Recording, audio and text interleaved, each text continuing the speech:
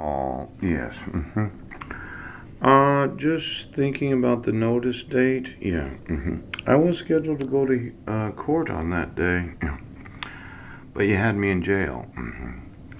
Um, why didn't I go to court on that day, or did I go to court after the 26th? I'm just wondering.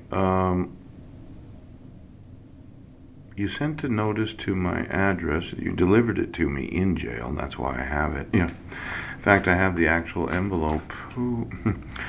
Um, as a homeless person, what address do you think that I'm going to give you as a change of address? Now, well, since it's in the system, right? Why didn't you change the address in 2013 when the mail was returned unclaimed? Or did Mike pay you for every piece of email that was sent, or every piece of mail that was sent to that address for the last 7 years? Because after I lived at my grandmother's, I lived in a fifth wheel behind 1023 Kitchen Dick Road. Yes. Did Mike open any of my mail? Was he laughing his fucking ass off? Now, this that you issued, yeah. I wasn't a resident of Washington State. Oh, And then the modification of the order where you never gave me a service, right? And then renewal hearing, right? Sheriff reissuing a temporary protection order, motion hearing, proof of mailing affidavit. Where'd you send that to? For each of the mailings on both court cases, both the dissolution and the declaration of Heidi L. Budnick, undeliverable mail. Oh.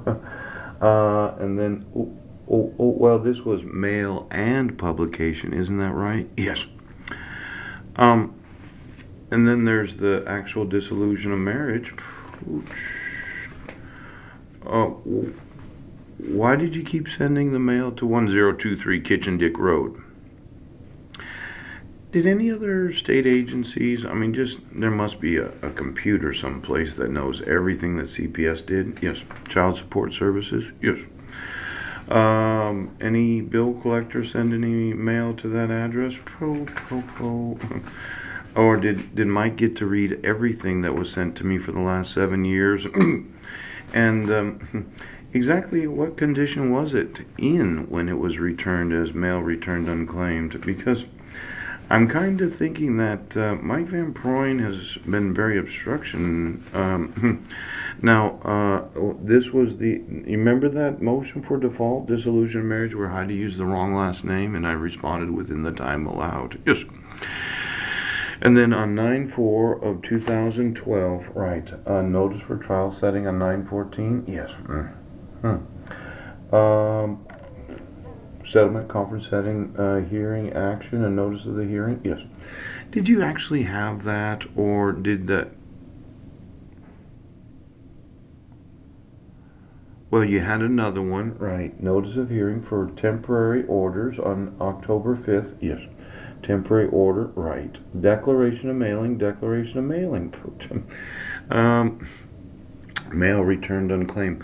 Well, those two declarations of mailing, I mean, yesterday I thought, well, you probably took 140 days, and then after you issued the dissolution of marriage, exactly where did you send those to? Is there any truth that you sent them to my mother in Plymouth, Washington, and she sat on the mail so as to kind of laugh her ass off that she got all my mail, and then you, after you had the hearings that you wanted to, then you sent it back as mail returned unclaimed. I was supposed to call my mom to see if I got any mail. Um, exactly how was Sandra Taylor involved? Now, this declaration of mailing on 9/25 of 2012, yes. Was that for the actual notice of hearing on October 5th of 2012? Because I would think court rules would be in violation of that. You know, the Spokane County court rules where personal service 12 actual days before court hearings. Yes. And then a response from the respondent, yes. And then a 3 judicial day reply in the file. Now, I'm thinking, okay, that on the 27th, yes, the petitioner was upset that you didn't give her a default dissolution of marriage. But there might have been some sort of recorded discussion during that court hearing where was she demanding, well, I'd like to get this fucking thing over with, so would you just do it? Now, could you give me the audio of each and every of these hearings? Yes. I'd like to know what the petitioner said.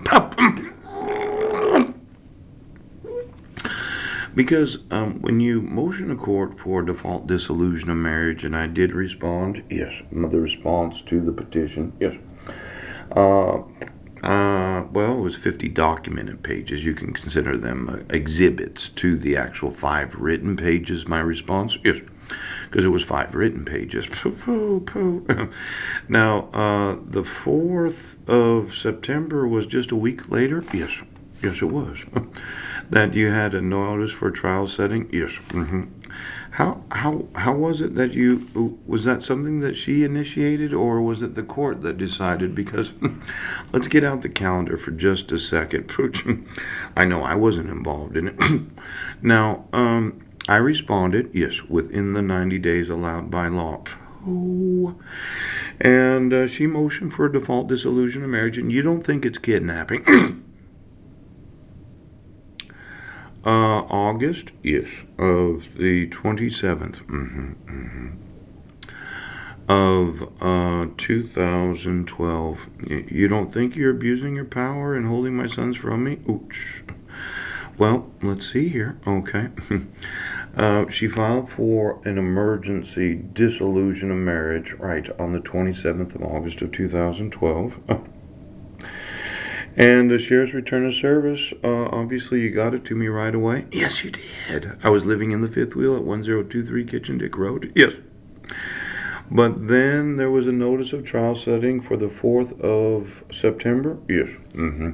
Notice for trial setting, conference setting, hearing. Yes, on the 14th. And the 4th was a Tuesday and the 14th was a Friday. Did the court allow for enough actual days? Yeah. No. Well, you can't include the day of the notice for the trial. No, you can't. Can you include the day of the hearing? Really, there was 8 days there, wasn't there? There was no attempt of service? Don't I get to know?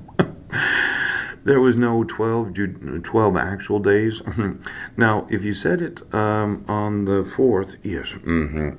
According to the court rules in Spokane and Snohomish County, it would be actual days, but you can't include the 4th as that day. Yeah. That would be the 4 days until the 8th. Ouch. And then from the 9th to the 15th would be another 7. Yes, that's 11 days. The 16th would be the 12th day. The soonest you could have it would be on the 17th. Yes. But court rules say that you have certain family law days, and that would be Tuesdays, or is it Fridays? Probably giving 12 actual days. It would probably, the earliest you could do it would be on the 21st. Yes. Thinking that Fridays are family law days. Court rules have stipulated certain days that you can have certain kinds of hearings. Now, I could get out the Clallam County court rules. Okay. Well, let's just look at it, Court Commissioner. Because I downloaded, I included it with the actual emails that I've been sending. At least I think I included it. Yes. Clallam County courtrooms. It's only 118 kilobytes. Now, I noticed that your court rules specify certain types of hearings that you have on certain days. Yes. And if those 12 days happen before the actual days of the court hearing, then you would have to put them on the docket of the next available court date. Yes.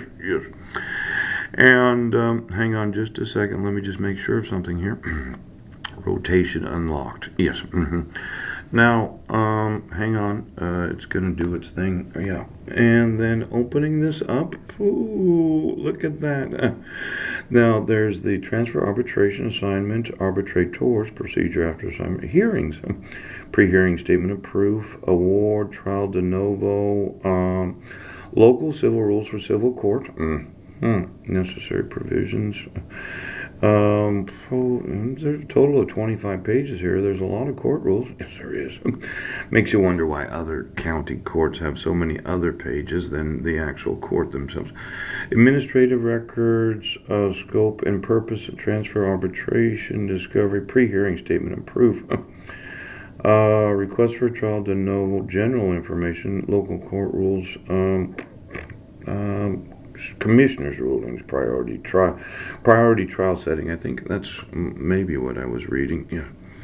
Hang on here. Questions related to indigency. Did you know I'm indigent, folks? The court of limited jurisdiction shall decide questions relating to indigency. Concerning the appointment of counsel at public expense, was I available? Could I have had an attorney as a civil court case? Nobody ever told me that. Motion for order for indigency, appointment of counsel at public expense. These indigent petitioner funds that you didn't want to use. Yes. Was I, as an indigent, were those available to me as a respondent? Now, order and order of payment of costs of public expense. The order shall designate the items expense which are to be paid to public funds, and where appropriate, the items to expense to be paid to a party for an amount of party, so on and so forth.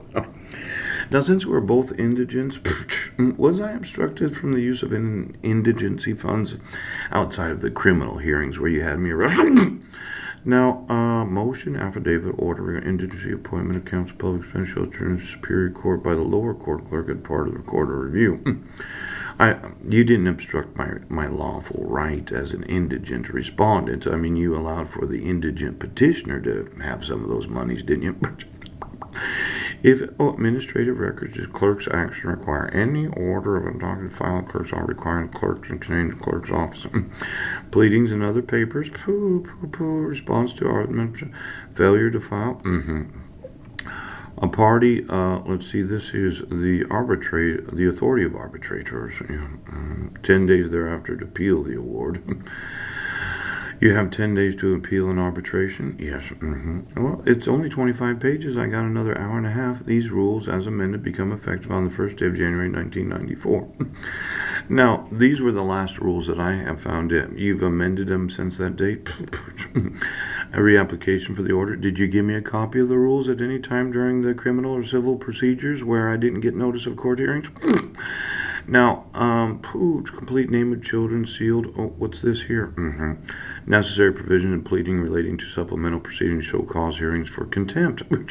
Remember that show cause hearing? Was I allowed to receive any indigent respondent? Well, I didn't get notice of it, but have you intentionally been withholding some sort of a legal aid or an attorney that should be available to me? Complete names of children, sealed cases type, so on and so forth, so on and so forth. Confidential information form, all those confidential declarations. Trial setting continuances, yes. Conditions, orders issued for the protection of a child. Now this is, if a child is a person protected by criminal no contact order, anti-harassment, so on and so forth. The child's full name and other identifiers shall be included on petitions, orders, necessary systems. The JIS system, yeah. That must be the judge's system, different than the Washington Crime Information Center that the sheriffs use. Why don't you get me all the JISs and the WACICs?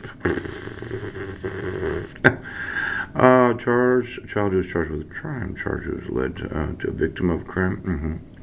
Now, the child who is alleged to be a victim of crime, the complete name of the child who is alleged to be a victim of a crime may be included on subpoena and jury instructions. Nothing in this rule. Domestic relations, filings, and orders. Court orders concerning the financial support and custody of residential scheduled child. So, established or disestablishing paternity shall include the full name of the child. GR 22. Now, just so. Oh, let me call you right back.